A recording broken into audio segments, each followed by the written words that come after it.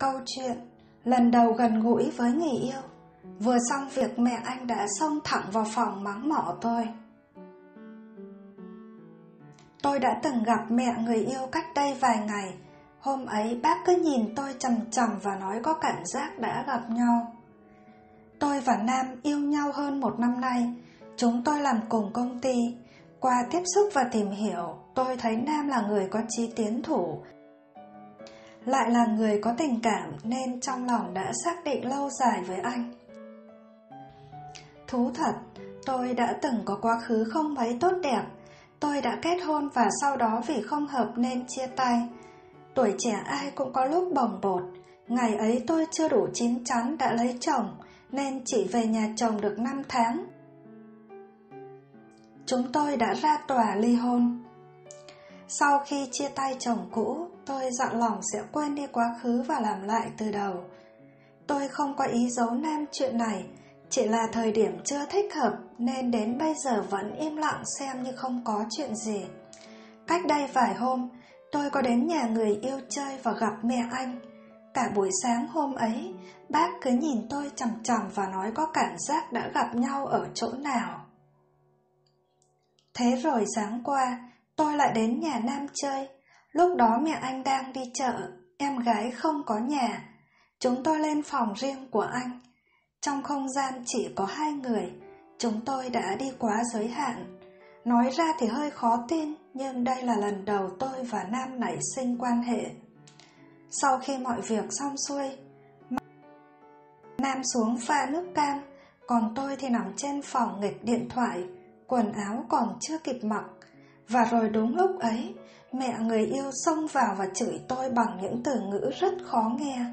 Sau khi dò hỏi khắp nơi, bác ấy biết tôi đã từng có một đời chồng. Bây giờ gặp lại, bác cũng nhớ ra hôm chúng tôi tổ chức đám cưới, bác còn là khách mời phía nhà trai. Đó cũng là lý do mà vừa gặp tôi, bác đã thấy quen mặt. Xấu hổ ê chề, tôi vơ vội quần áo rồi ra về ngay lập tức. Tôi vẫn dự tính sẽ nói quá khứ của mình cho người yêu biết. Không ngờ lại bị mẹ anh phanh phui. Bây giờ chuyện ra nông nỗi này, tôi giải thích thế nào cũng không còn đúng nữa. Chuyện tình cảm của tôi giờ đây đã bị ngăn cấm. Người yêu thì nghi ngờ không thật lòng. Tôi nên làm gì để giải quyết vấn đề này đây? Câu chuyện đến nhà người yêu bất ngờ. Tôi sững người khi nghe tiếng the thé vọng ra và càng choáng váng với bộ dạng của cô ấy. Tôi luôn nghĩ người yêu mình là người rất ngoan hiền, lễ phép, nhưng chỉ sau một lần đến nhà cô ấy bất ngờ, tôi như được mở rộng tầm mắt. Tôi và Nhi yêu nhau qua mai mối của một người bạn.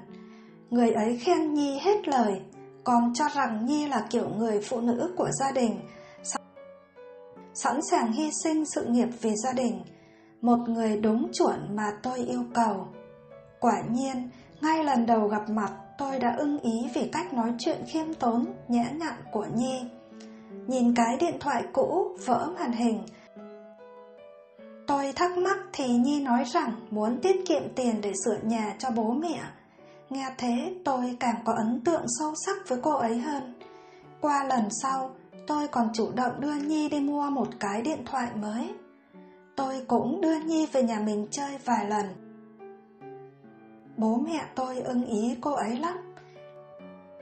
Nhi không ngại xuống bếp phụ mẹ tôi nấu nướng, trò chuyện rôm rả như đã quen thân từ lâu lắm. Cô ấy còn chủ động mua quà tặng mẹ tôi và gọi mẹ tôi bằng mẹ. Bố mẹ tôi còn bảo nhanh nhanh cưới chứ để lâu lại vượt mất. Nhưng mấy hôm trước khi đến nhà Nhi bất ngờ để đưa đồ mẹ tôi gửi cho cô ấy, tôi choáng váng nặng vì phát hiện ra Nhi chẳng hề hiền lành như mình nghĩ. Ngay khi đến đầu nhà, tôi đã nghe tiếng the thé vang ra. Bà già, bà có mua xe ga cho tôi không? Sao tôi khổ quá mà. Làm con trong một cái nhà nghèo nàn thế này, đến cái điện thoại cũng không có mà dùng, rồi cái xe cũng không có mà đi. Tôi ghét ông bà. Tôi sẽ nhanh lấy chồng giàu rồi biến khỏi cái nhà này. Tôi tắt máy, dựng xe ngoài cổng rồi đi vào. Nhìn thấy Nhi chống nạnh, gương mặt đỏ gay vì tức giận. Chân đá liên tục vào cái xe dựng trước mặt mà tôi choáng.